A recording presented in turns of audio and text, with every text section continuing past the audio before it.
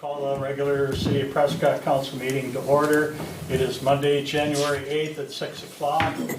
Roll call. Lindsay? Here. John? Here. Gar? Here. Pat? Here. Maureen? And Here. Bailey is excused. Everybody please stand for the Pledge of Allegiance. I pledge allegiance to the flag of the United States of America and to the republic for which it stands, one nation, under God, indivisible, with liberty and justice for all. Thank you. Next item on the agenda, excuse me, is public comments. City Council received public comments on any issue related to agenda items. Limited discussion by the council may take place.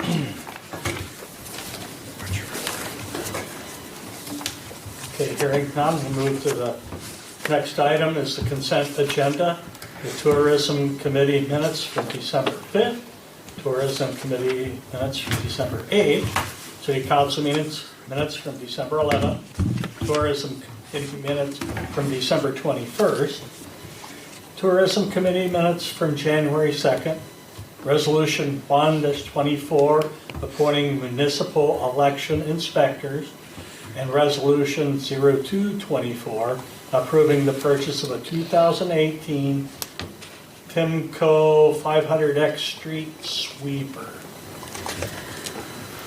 If no corrections, I would recommend approving the consent agenda. Second. Okay, need a roll call on this. Maureen? Aye. Pat? Aye. Dar? Aye. John? Aye. Lindsay? Aye. Okay, motion carried. Because of the expense of the sweeper? Yes. If you looked at it, it's above what we budgeted for. Yeah, I saw But that. it's a better deal. Okay, the next item is report of standing committees and commissions. Nothing for finance, planning commission. Next meeting is Tuesday. Oh, we canceled that. Yes, We it should didn't have a be, January meeting, Monday, February 5th. February 5th. Parks and Public Works, Tuesday, January 16th at 5 o'clock. Health and Safety, have a committee We report. just had that tonight. Really, we just had one item on the agenda, and we're still looking at trying to move forward with an ordinance that would address junk vehicles on commercial properties and treating it the same as residential properties. And we're still struggling with verbiage and all the other different things that may transpire in regards to, we do have in particular one business that tows abandoned vehicles and things like that, and how do we accommodate them? So we've asked that staff take a look at some other cities and look at their ordinances and come back to us with some defined verbiage that I think will work for everyone. And then we also wanted to have a discussion about what to look forward to this spring and different things that might be coming up. And, looking at things we could be proactive on ahead of the spring chaos that brings different ordinances out that we have to address. And that was it. I think those two items were enough to create some good discussions. Okay, thank you. The next meeting will be Monday, January 8th at 5 o'clock. That's not right. You're right, because that's today. Yeah. Next meeting is March 11th. March 11th. March 11th. Okay. I'm sorry, the Parks meeting is Tuesday, January 16th at 5. Is that accurate? That is accurate. Okay. Personnel, next meeting, Wednesday, February 7th at 5 o'clock. That's still a good date, Maureen? Yep. Okay. And finance is everybody, generally. And Yeah. that's February, we're looking at February what for that? What is this now? No, nothing. Oh, okay. I thought you said Nothing that. for finance. I thought you mentioned something in February coming up. Okay. This too. All sorts of mail Planning today. Commission. Thank you. Okay.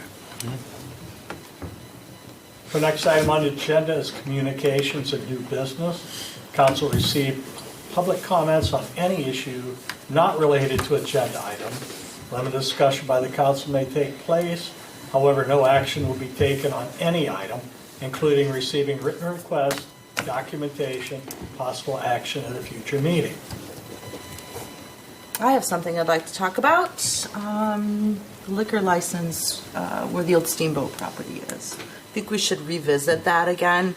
Take a look at, I've been an advocate to keep that license with the property. I'm starting to feel as time progresses again that we should look at that license and maybe make it available to existing bars within the I city. think we've been sitting on that license for a good number of years. Yeah, I just, and I'll be the first to admit, I wanted Yeah. to keep it with the property. It made maintains sense some to do value of that. that property, but at this Yeah. point, I just, I think that we need to talk about it again. It's been probably about 3 years, so I think it's a good time to have a discussion. And technically, we weren't really, we were hoping for something to go in there, but if another business somewhere else came in, high-end restaurant or something like that, you're kind of holding that in hopes for that. Because if we only have one, and I'm not saying we need to sit on it, but we'll have to have another 500 residents before we get another one, so everybody is aware of that. But there are some, I'm here to tell you, they'll line up to tell you why their business should have it. Well, I've been part of that So, discussion again. I just think that it's been about 3 years. yeah, I think we deserve to I have a agree. discussion again. So. good point. Anyone else? Okay, so the Prescott Historical Society presentation, 2000 Progress Board and beyond. Dallas? Hello again. Hi. Come to eat up some more of your life. And as I always do at council and school board meetings, thank you. Somebody has to do the job. Nobody ever says that. I haven't had the guts to do either, so. I am the president of the Prescott Area Historical Society under the tutelage of Mary Beeler. She's been working on me for about 67 years. I might know something soon. But anyway, our history group has been around since 1948, so we're 75 years old. We became the resident at our building now when we moved to here. So what is that, about 20, 25 years ago? Somewhere in there. And since then, a lot of things have happened. So what I'm going to do is I'm going to read through this instead of ramble. So we moved into the present location when City Hall was moved. The chamber was our main tenant since then. There have been 2 other short-term renters. We presently have no renters. Our hope is to be self-funded and allow us to expand into both buildings. The Welcome and Heritage Group, which was kind of our co-sponsor, no longer exists because we found out that basically the History Group and the Welcome and Heritage Group had the same membership. We were just duplicating services, and when we took over the buildings from the city, we said, why are we doing this? We needed to streamline it.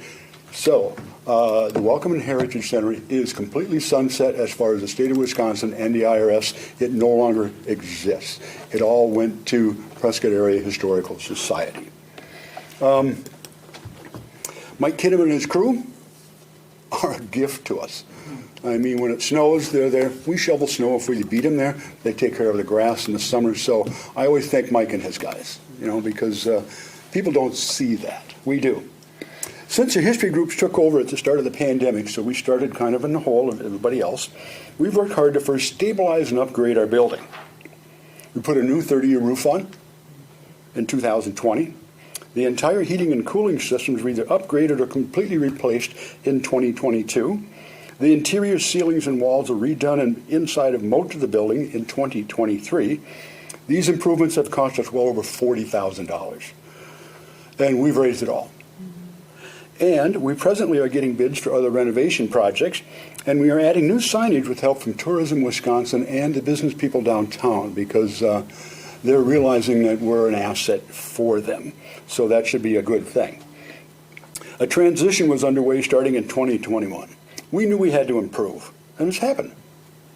We met with representatives of the business community 1 year ago. They asked us to get better. It was a positive meeting, completely positive. And I asked them why. They said, well, demographics show if you can get them to stay in your history center for 20 minutes to a half an hour, the odds of them coming to our bars and restaurants double. That's what we want to hear, that we can help other people. Since then, we at PAHS and the PCHA, Prescott, the Pierce County Historical Association, holds our 501c3. And thank God they even have a CPA on the board, so he keeps our finances for us. We've revamped, improved, and better organized our entire collection. We have more photos, artifacts, and other items coming in nearly weekly. I found photos this morning I'd never seen before. And our displays have a far more professional look than just stacking stuff up. And what's happening is when people bring stuff to us, they're realizing that we actually put them on display, that we are scanning them, that we're promoting them, and we're doing the research for them. So that's been a good thing. We've had some hard work by a number of people, not just me. I've got about 20 other helpers doing oddball things. Everybody kind of does their own little niche. We now have 5 presentation screens because we realized 4 or 5 years ago you can't meet the modern people with dead trees. You're going to miss most of them. And so the 5 presentation screens, they will stand in front of them until they have to go eat or go to the bathroom. I mean, literally. And at any one time, there's over 1,000 photos of Prescott playing, sometimes 1,500. We've made an effort at advertising, community outreach. We've used Facebook. We're making a bigger presence online. In 2023, we had over 2,500 people in our door. And we really think about 2,750, 3,000 because we just had so many people in there at times, we couldn't count them all. In no year in my recollection or any of the past members do we ever recall having 500. And that has really helped us. We've worked with the business community. We now have over 20 businesses as business members helping us because we are helping them. $50 a year, but 20 of them, that's $1,000 of our budget. That is really helping. The Pierce County Board, we presented to them. They recognized what our county-wide efforts were doing, and they increased their funding of the historical initiatives in the county by about $3,000, which helps a lot. And that $3,000 was designated to come to Prescott to make up for the hole in losing the Chamber of Commerce. So sometimes from bad things comes good things. And by having people in the door, it has made a difference. We've been working with the businesses downtown because a lot of the businesses downtown are seeing that we have a unique history. And they're starting to realize that Prescott's history is what they want to use as their theme in their businesses. Two Rivers has over 30 of our photos in their business right now. You've got them in the hallways. Carboni's has them. And we're starting to see them all over town. Noah Insurance has them. We're working with Muddy Waters. We're working with the Roadhouse. And they're paying us for these photos. We're not giving them to them. And we're doing research on their buildings, research for their menus and this type of thing. It has really worked. We've had several family searches for people. They come to us. We research their relatives and this type of thing. Had a young man from France in the summer. I just mailed him a Mary Beeler history book. It cost $70 to mail it to Paris, France. And he visited us last summer. We co-hosted with Freedom Park a bus trip from Prescott to Nelson and back with 30 paying customers. And it was a smash hit. Every one of those 30 said they would go again. And so it's something we're going to make an effort to do probably more than one way in Pierce County. We had a history walk with over 30 people last summer. Our resources have been used in creating online classes for the University of Minnesota. I've taught 2 of them. My first class had 78 people in it. I was scared. Came back, I guess I hit a home run. And since then, of those 78, 8 of them have come to Prescott with their spouses to see our town. Huh. And my last class had 112. And I had a half hour after it was over, and they were taking notes on where to go in Prescott and where to go down the Great River Road. My goal with those classes is to get them here, bring those people to town. They don't even know we exist, and they live 20 miles away. Well, they are starting to find out.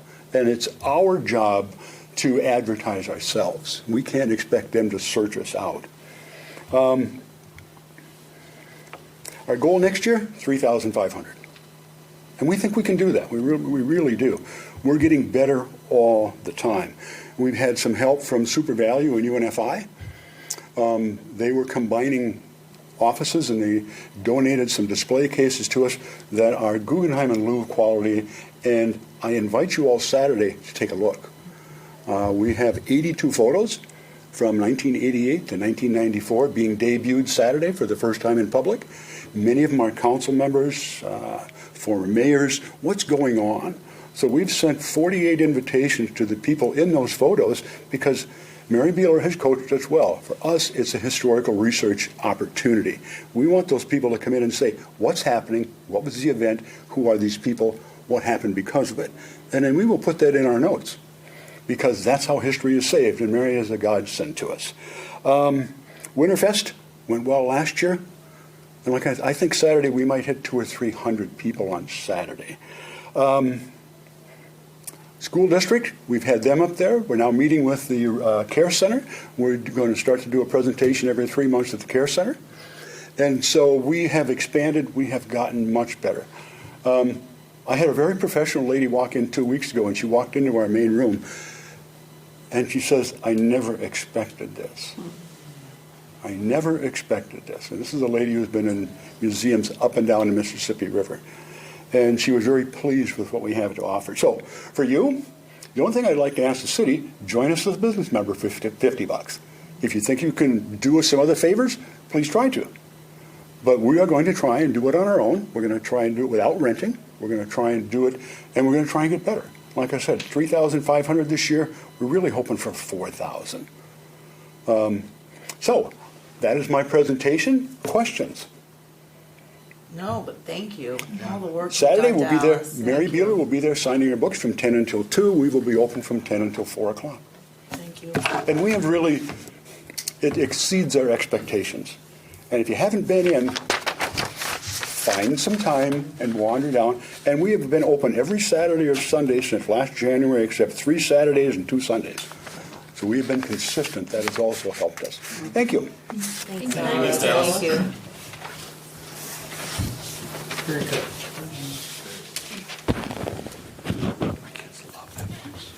Okay, so next item on the agenda is presentation by Swift Current, new services offered to Prescott residents. Come up here and tell us your name and where you're from, sir. Scott Fryer, Chief Operating Officer for Pierce Pepin Cooperative Services in Ellsworth. Swift Current is our subsidiary company that's doing the internet-based projects. So, been working with Matt to try to get through Prescott in some areas that we're already wanting to build through, mainly to get some of your cell towers that don't work so well sometimes. We're trying to hook them up on our system so that we have better coverage when we cross the bridge coming into Wisconsin. So that's what we're working on here in Prescott right now, and we kind of wanted to tip our toes in the water a little bit to see if Prescott had any appetite for going to high-speed fiber internet. Because right now you have a copper-based plant in the ground from CenturyLink and I got CommScope in my head. Comcast, yeah. And they're not able to offer what we can offer, but of course it's way better than dial-up for sure. So our main goal when we started this was to get our rural members in high-speed internet. So everybody that lives in the country that these big companies want to forget about because it's too many miles to put in to hook up too little of people. So our co-op, in a nutshell, went to providers in the area and asked them to build our network. Nobody wanted to, so our CEO took it upon himself to do it. So he started this back in 2020 is when he started working on it. So I'll zip through that presentation here. We got to push. Just the down arrow, or one of there. Okay, so we have a 10 gig service availability to every location. It's not our full system is pretty much unrestricted. We can handle whatever we can take in with our new. We have the newest, latest, and greatest XGS PON fiber internet system, which is right now the fastest that you put out. Now, 5 years from now, it'll be more, I'm sure. Because as electronics get better, things just get faster. But using light, you can do that. Where a copper plant, they're already restricted to what they can do. So we can put 10 gigs to any location, whether it be a house, business, or anything. This is kind of us. I kind of forget what my slides say. So, 80 plus years of our experience in the area. We started in 1937, I think was when they got the co-op started for providing power and light into the rural areas. So far, we have a 10 gig service available. We have 3,000 people hooked up on our system, and we've built in the last 2.5 years, 800 miles of fiber. So, of course, a lot of it's been part of the grant programs, 3 different grant programs we've been in to be able to make it sense for our co-op to even think about doing it. So, right now, in a nutshell, we have about 40 million invested. 15 million of it's coming from grants, which has made it very successful for us. This is our layout of what we have built now so far. As you can tell, we're very, we watch out for our neighbors. So to the north we have Baldwin Lightstream that do fiber. So you'll see kind of pockets and stuff there. Those are areas that somebody else is in there with fiber, and we feel no need to go in there and be a competitor, because that's not kind of what we really started out to do.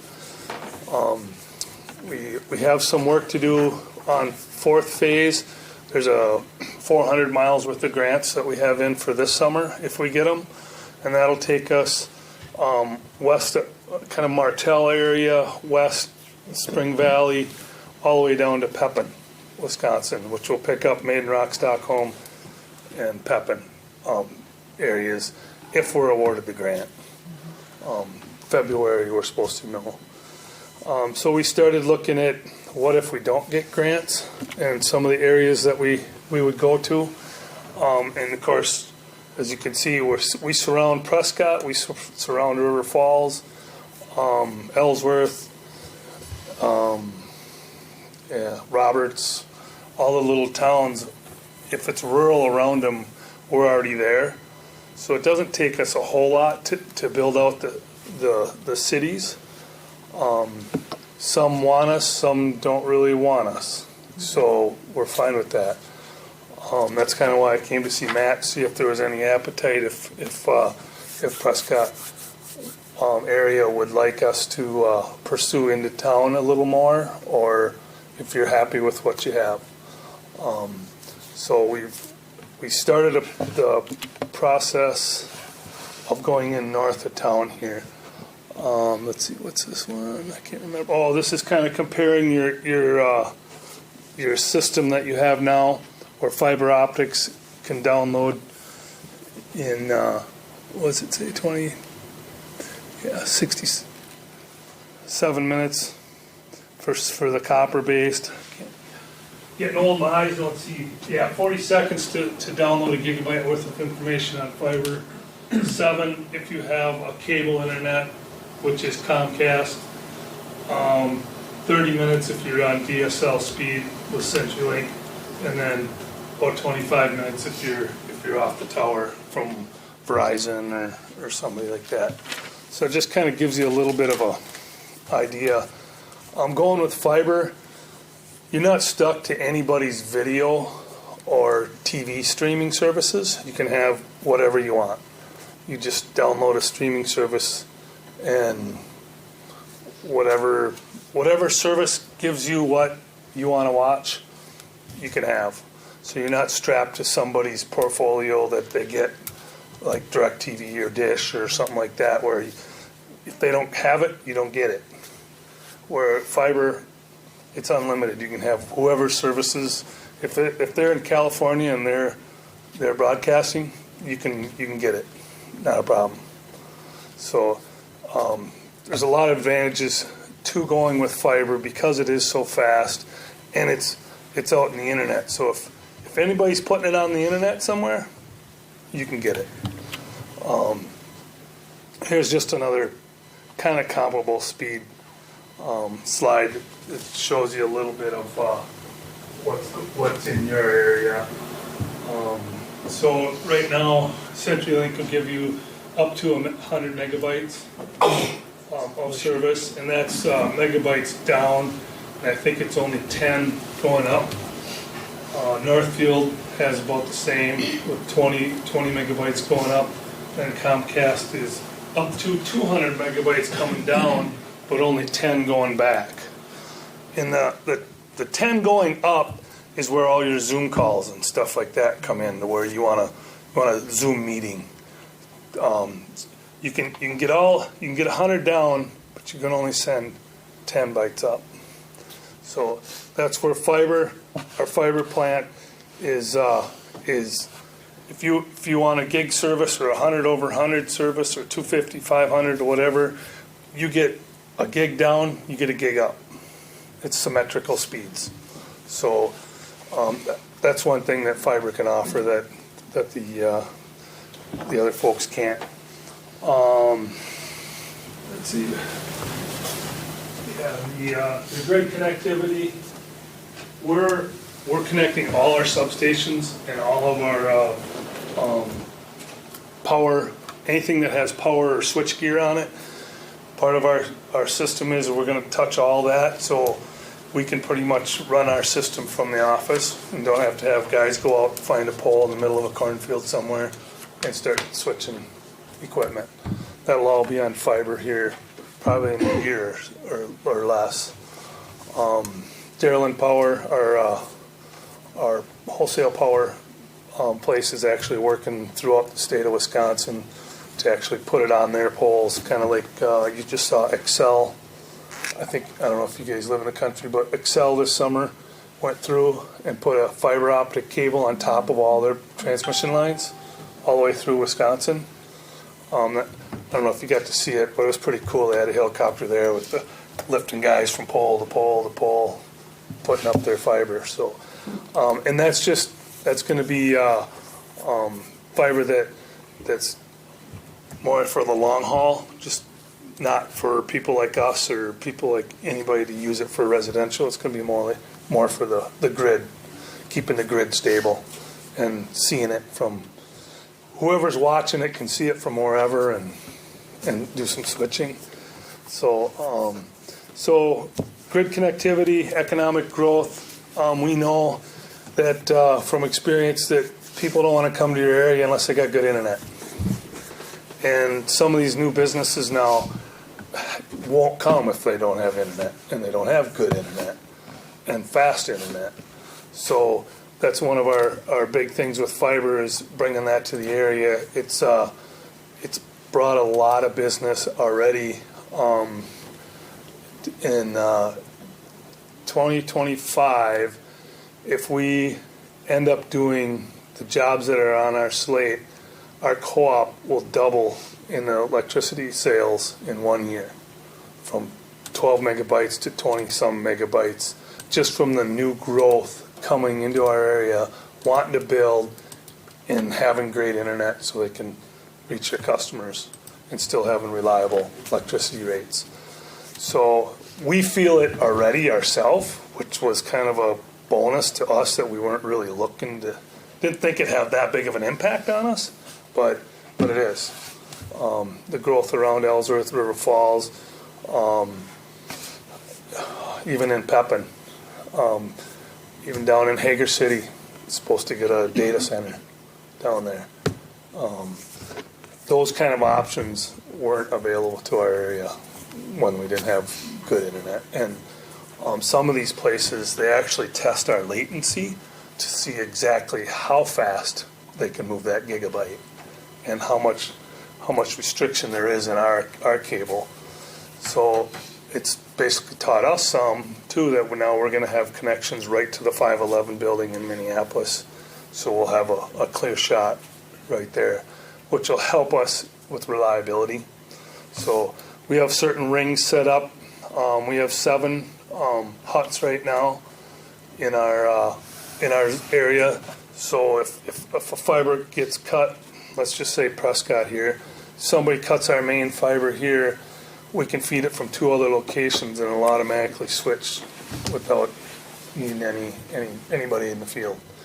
Now, for where it's broken on, will definitely need to be repaired, but it won't shut our system down, which is resiliency that we're trying to build in with our different rings and stuff that's going on.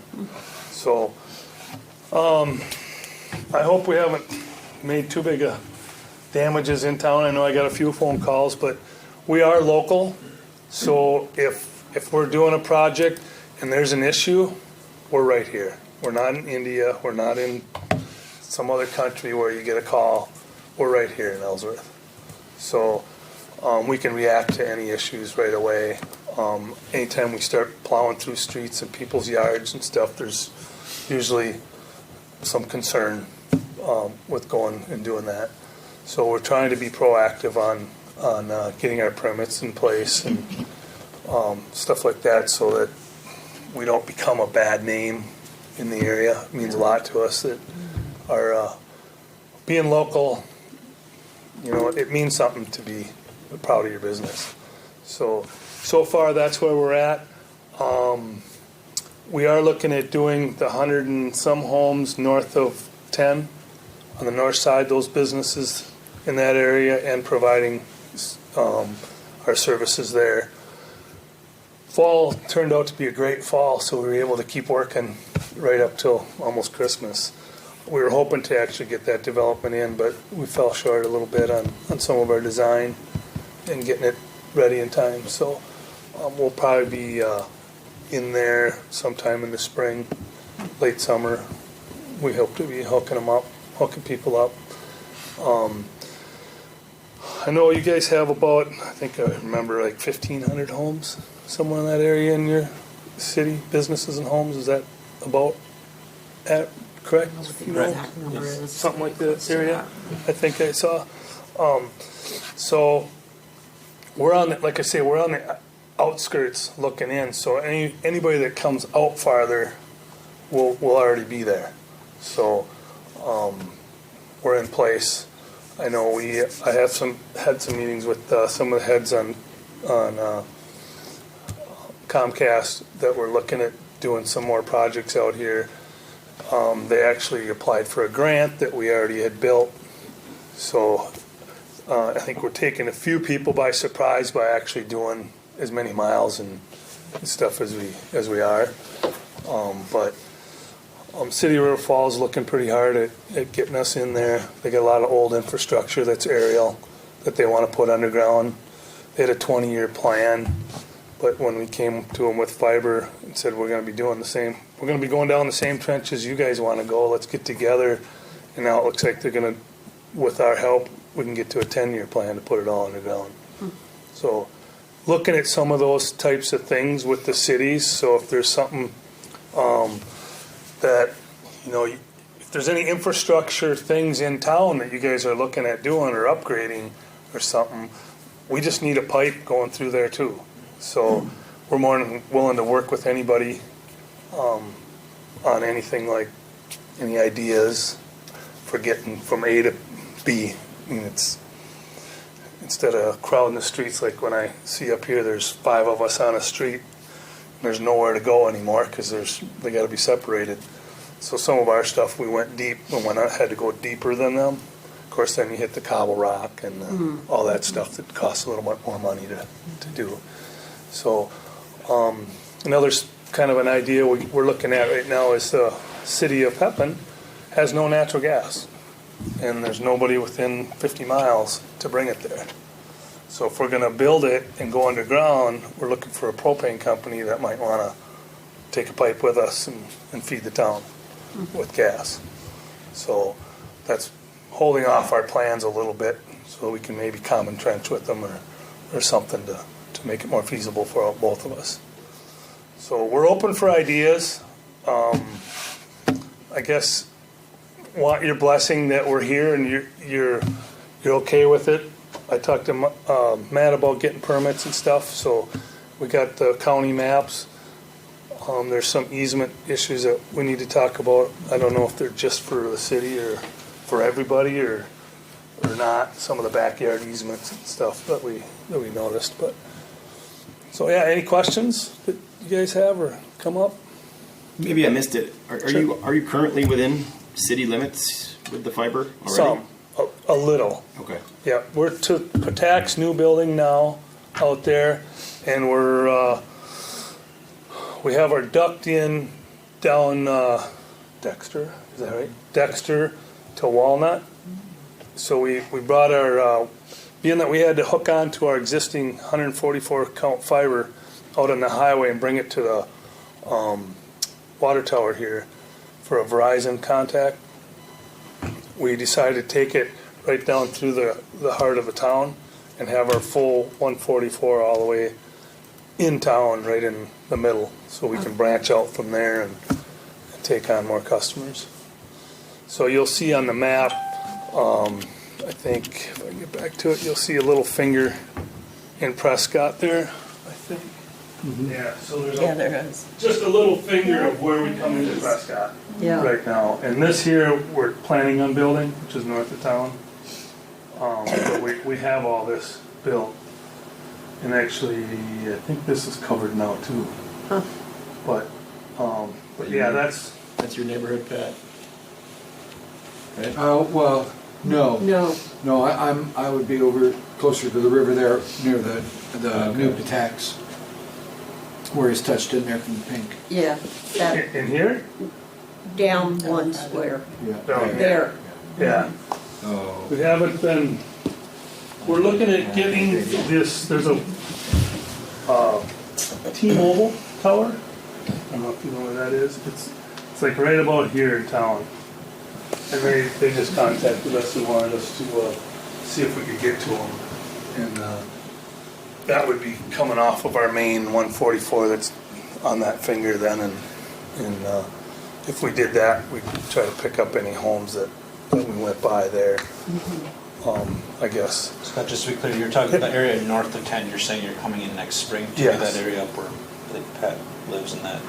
And then wasn't there a plan for coming off of 570th Street and going into those neighborhoods as well? Yep, where 570th hits the edge of town, I don't know where that new development is supposed to go.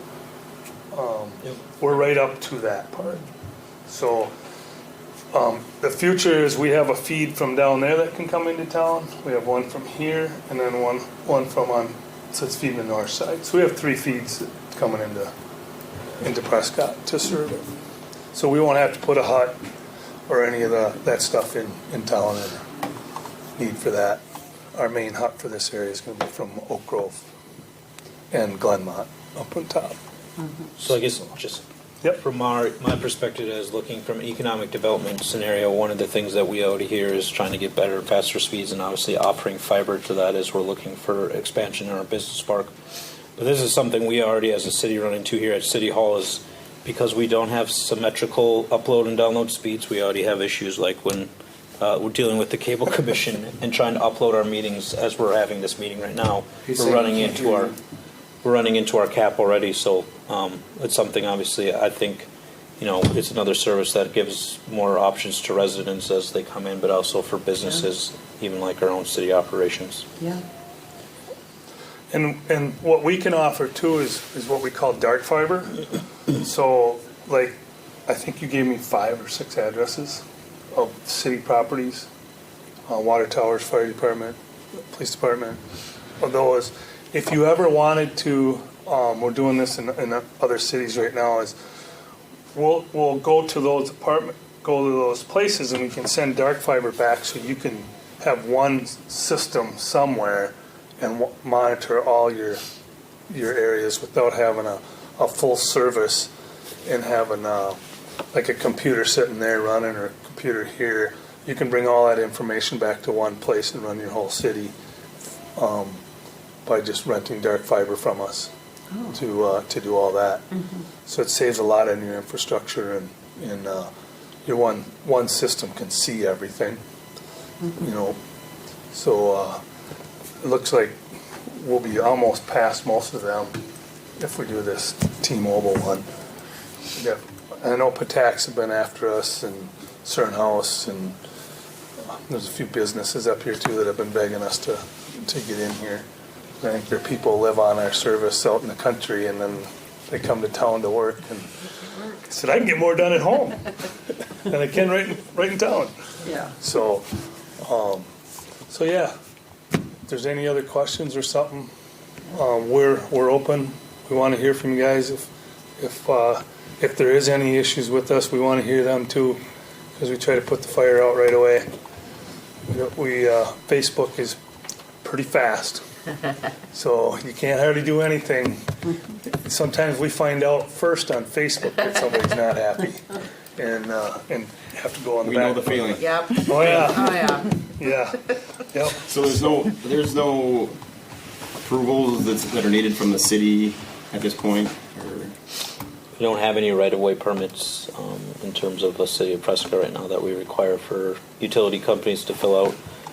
So basically, it's just a matter of them going through and making sure they're not hitting lines and working with us in that way and doing utility locates and things like that. Sometimes we'll do a locate just to see who's there. You know, see if we have a running lane or not. So a lot of times, and we found this out just going down Dexter, was we had to change up our design a little bit because it's your road right away and your property. You already have people into people's properties going through them areas that technically aren't really on road right away. So we can't go in further, or we're not going to go in further. So that's why we ended up going underneath some of the other people there. But that's part of our design and our job. Like the city of River Falls, when we get their GIS stuff, they know the diameter of every tree in that city. So we can design from paper. We don't have to go out and look to see what's there, because they've had 2 GIS people for 15, 20 years. And it's, like I say, they know the diameter of the trees, which is, I don't know, kind of funny. But, so yeah. Is there anything else? No, I just appreciate your communication and providing this Something to look forward to. information. And something, Yeah. I think it's a positive thing. And you are a local company, and it's great to see you all take this on and be successful with it and get a lot of grant money in the process and offer something that might not have been offered to this. Well, we have almost 100% take rate in Oak Grove. So I think there's like 6 houses or something we went by that didn't take our service. And mainly because they're still on a flip phone and they don't use the internet. They were so So- desperate for, it's Yeah, great that they area have this. has a lot of people working from home, and so that's what we're trying to feel out in Prescott, if it's worth us coming in, is if we turn on some of these areas.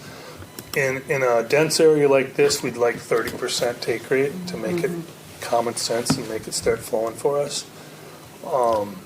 Because we can build it, you can hit a lot more homes per foot of design than you can in the rural areas. Could you send out like flyers to the residents or? We don't have a marketing department. We're a co-op, and I understand. we run Sure. skin and bones. So it's kind of like we're getting the low-hanging fruit and hope the other people come. You could shoot something off on Facebook. We Or do get that. on the Prescott word of mouth thing. Our worry right now with doing that in Prescott is we don't have the whole city covered. Yeah. We only have a certain couple corridors, and we found out that people get awful upset when you stop here and their house is here, and then they're like, I'm 200 feet, can't you hook me up? And it gets us, we'd love to, but we had to stop somewhere right now, and so we're a small company, we don't You know, we don't have a lot of extra funds, and being member-based, we got to report to a board just like everybody else does.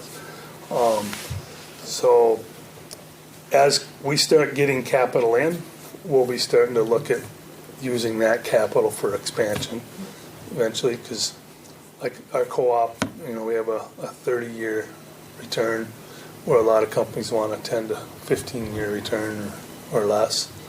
The co-op is a different model, so we're able to do some of this. Like our Pep and Run, there's probably 90 miles of that. That's less than 4 houses per mile, and it costs us about $90,000 a mile to build it. So getting 4 people per mile, if we got them all, you know, it's never going to pay it back. You know, so, but that's what the rural co-ops do.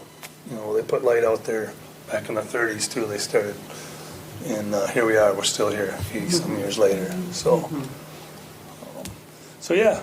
If there's any questions, by all means, call our office or me or get a hold of Matt. He'll get a hold of me.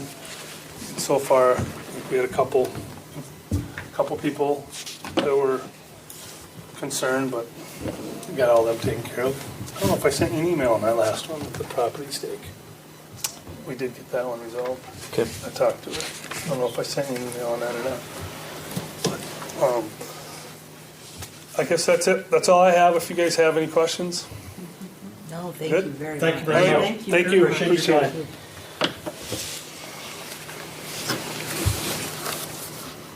Okay, the next item on the agenda is special event application approval, Winterfest 2024, January 13th from 11 a.m. to 8 p.m. Matt? Thank you, Mayor. And Dale has already touched upon this with the Historical Society being open this Saturday, but Winterfest is being held once again and being sponsored through the Chamber of Commerce along with the Tourism Committee. Once again, they're going to have ice carving competitions downtown, spread out through the downtown. Additionally, the Cooley River Trails Group is putting on their snowshoeing and a hiking event at McGee Park. Fire pit with s'mores, ice skating. The ice skating is potentially, we'll see what happens there, but and then other events going on downtown as well. So they're looking for approval for that event to be on this Saturday from 11 a.m. to 8 p.m. Again, all of the carving booths will have to be coordinated off with barricades and things like that so people cannot get into them. Other than that, this year there is no street closure. That's required last year. If you remember, that was something that was done, but this year there won't be having that. So it's more just taking the space on the sidewalks for approval, and also the fire pit with s'mores as well behind. Where's the fire pit going to be? The hotel. Why am I blanking on? Port? Megan loved that. The port or the cove? port. Okay. Yeah, behind the port and in between the port and St. Croix River. Okay. So other than that, just looking for that approval. There is a flyer with more details on the event as well within the packet. I'll make a motion to approve the application for Winterfest 2024, January 13th from 11 to 8. Second. Okay, we have a motion and a second to approve the application for Winterfest. Is there any discussion on the motion? Not, all those in favor say aye. Aye. Opposed? Okay, motion carried.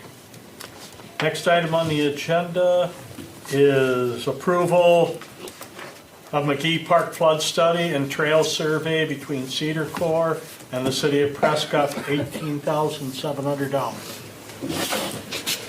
So let me give you some background, and then I'll turn it over to you, Greg. Go ahead.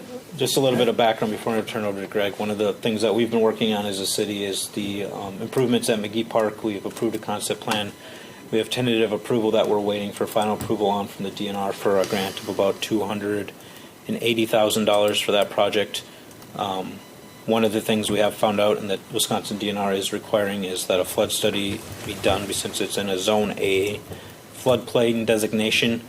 This is areas with the designation that have 1% or less annual flooding probability and are typically not studied, resulting in the absence of base flood elevation. So as there is no determined PFA, structures like waterway crossings such as bridges necessitate a flood study to ensure proper sizing and prevent interference with potential floodwaters. So Cedar Corporation put together a proposal, and I'll turn it over to Greg to go over what that work entails. Yeah, thank you for the background summary, Matt. And as he had said, in follow-up with the McGee Park trail plan and pedestrian bridges, it would require a study to be done to show what that 100-year flood is in that waterway, and to have the bridges sized accordingly so that there's not a backwater effect created by some of the project. So we thought now would be the time to do that, so it could correspond hopefully with the advent of the McGee Park grant. And we had a total amount in here. We were also going to, Matt and Carter felt that surveying all of the trail route would be helpful too, so that the trail slopes and things could be designed too that are out there already cleared. So we would pick that up along with surveying the channel and the potential bridge locations, so that could be modeled with computer modeling. And the total amount on that is $18,700. So I don't know if you have any questions for me on that, or...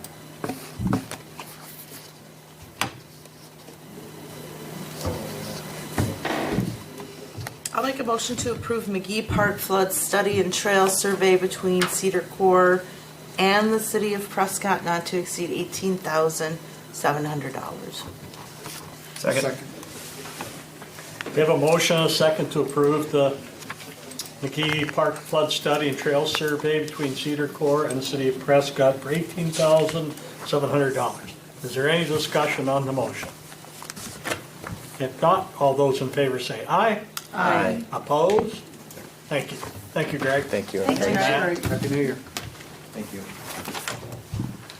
Next item on the agenda is Riverfront Phase 2 Public Informational Meeting on January 18, 2024. Do you have a time on I was that? going to say, what's the time? 5:30 p.m. 5:30. 5:30. Is there any other business? I just wanted to thank the other folks who showed interest in running for our open offices. Wish you good luck. I think it's nice to see some other folks stepping up, so good luck on that. Any other business? We don't have any closed session. Motion to adjourn. Second that motion. We have a motion, a second to adjourn. All in favor say aye. Aye. Opposed? We are adjourned. Thank you, everyone.